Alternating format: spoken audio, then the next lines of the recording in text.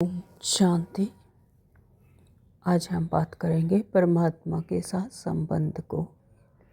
संबंध याद रखने की अपार खुशी। हमने स्वयं को जाना कि हम आत्मा बिंदु है, हमारा स्वरूप भी क्या है, निराकार है ना। तो और परमात्मा भी बिंदु स्वरूप है, निराकार है, परम शक्तियाँ हैं जिसमें ज्ञान का सागर है, स्नेह का सागर है, प्रेम का सागर है ना। तो शक्तियाँ अपार खुशियों का सागर है। अब हम जानते हैं कि परमात्मा के साथ हमारा बहुत निकट का, समीप का संबंध है। कैसे?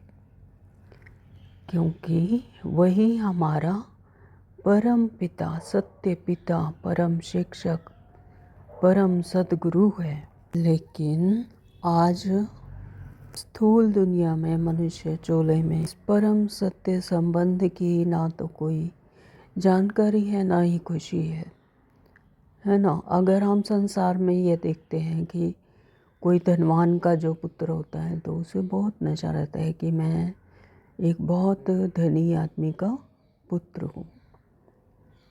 यदि उसे नशा नहीं रहता, अगर उसके पास तन पर साफ सुथरे कपड़े नहीं भी हों और वो फटे पुराने कपड़े में हो या जूते सुंदर जूते नहीं पहने हों, तब यही लोग समझते हैं ना कि ये भले ही कि इसका पिता बहुत धनवान है और ये इसका संबंध जो है पिता धनवान पिता का है, पिता का बच्चा है, उसके लिए एक अलग ही नज़रिया रखते हैं। मान लो कि उसका संबंध पिता से नहीं है, उसे छोड़ दिया, यानी वो उनके कहे अनुसार, उनके आज्ञा अनुसार नहीं चलता ना, तो पिता संबंध नहीं रखता है, फिर उसकी क्या हालत हो जाती है। तो ठीक इसी तरह से हम सब भी उस त्रिलोकीनाथ, शांति के सागर, आनंद के सागर, प्रेम के सागर, परम पिता परमात्मा की संतान है। तो परमात्मा को हम क्या कहते हैं? पिता कहते हैं। तो फिर उससे बहुत समीपता का संबंध बनता है। फिर कितना नशा रहता, कितनी खुशी रहती है कि जैसे सारी दुनिया याद कर रही है वो मेरा पिता है, मैं इतने महान पिता का पुत्र हूँ। आज हम देखते हैं कि मनुष्य के जीवन में कितना दुख, अशांति, अपवित्रता है।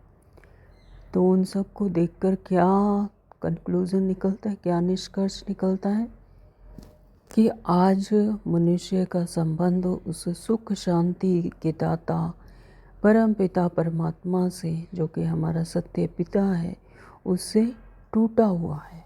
वरना तो पिता शांति का सागर हो और पुत्र अशांत हो, पिता सुख का दाता और पुत्र दुखी हो, तो ऐसा हो नहीं सकता। मनुष्य भले ही उसे अपनी आरतियों में, अपने भक्ति के संस्थानों में परम पिता कहकर पुकारते हैं, लेकिन उससे यथार्थ संबंध नहीं जोड़ते हैं, यथार्थ रीति जानते नहीं, याद नहीं करते।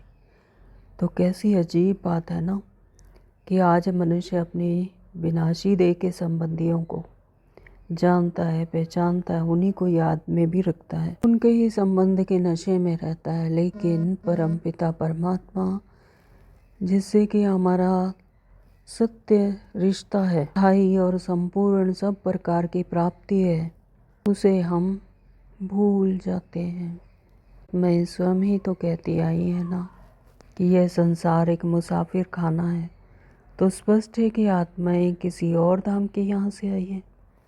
कहते हैं ना, ये संसार, हम यहाँ पर जर्नी पर आए हैं, मुसाफिर हैं। तो जिसे परमात्मा और ब्रह्मलोक कहा जाता है, परम धाम कहा जाता है, वो है आत्माओं का सत्य घर, सत्य धाम है ना। तो वहाँ पर रहते हैं परम पिता परमात्मा, सत्य पिता। तो हम वहाँ के वासी हैं। यह संसार हमारा वास्तविक घर नहीं है।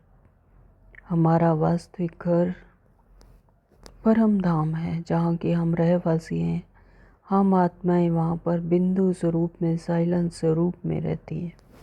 इसीलिए परमपिता परमात्मा शिव भी ब्रह्मलोक के वासी हैं। इस संगम युग पर हम मनुष्य आत्माओं को अपना सत्य परिचय देते हैं, ईश्वरीय ज्ञान देते हैं, राजयोग की शिक्षा देते हैं।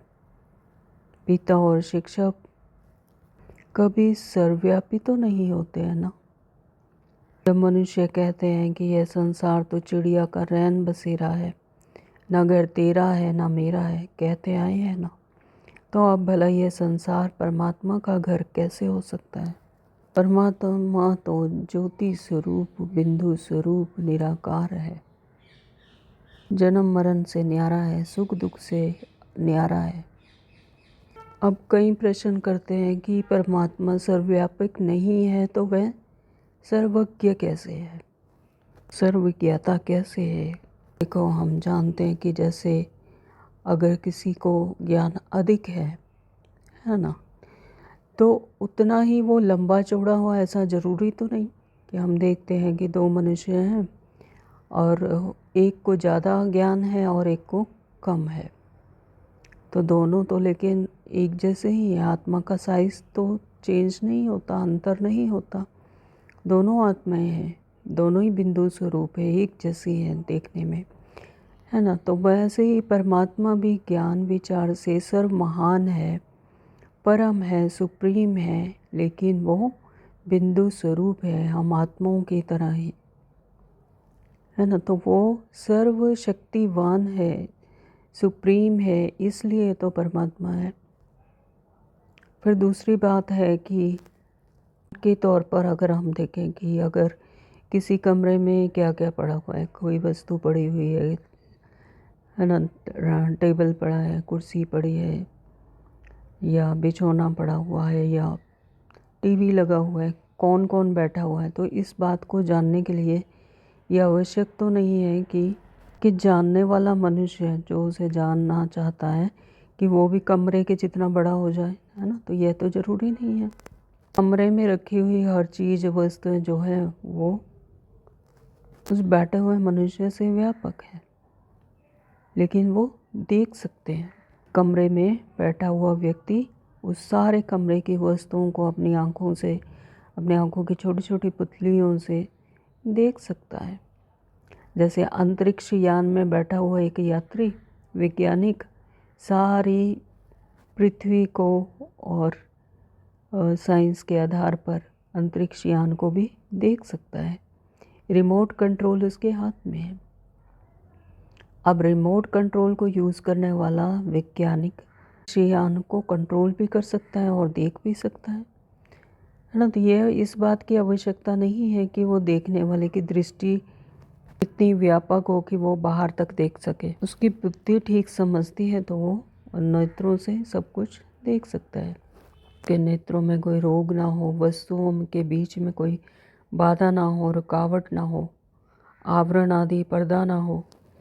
तो सेम इसी तरह से सिमिलरली परमात्मा जो कि योगेश्वर है, दिव्य दृष्टि संपन्न है, ज्ञान सागर है, परम बुद्धिमान है, संपूर्ण निर्विकार है, की दृष्टि में प्रकृति, काल, अज्ञान और कोई कर्म आदि बाधा नहीं डाल सकते। वह परम धाम निवासी होते हुए भी ज्ञान दृष्टि और दिव्य दृष्टि द्वारा सब कुछ जानता है, सर्वज्ञ है। के लिए उसे सर्वव्यापक होने की कोई आवश्यकता ही नहीं, बल्कि ज्ञान और देखने की शक्ति की आवश्यकता है, और वे शक्तियाँ तो परमात्मा में है ही। सुप्रीम पावर है, अलमाइटी अथॉरिटी है, इसलिए वह सब कुछ जानता है। शांति। Thank you Baba.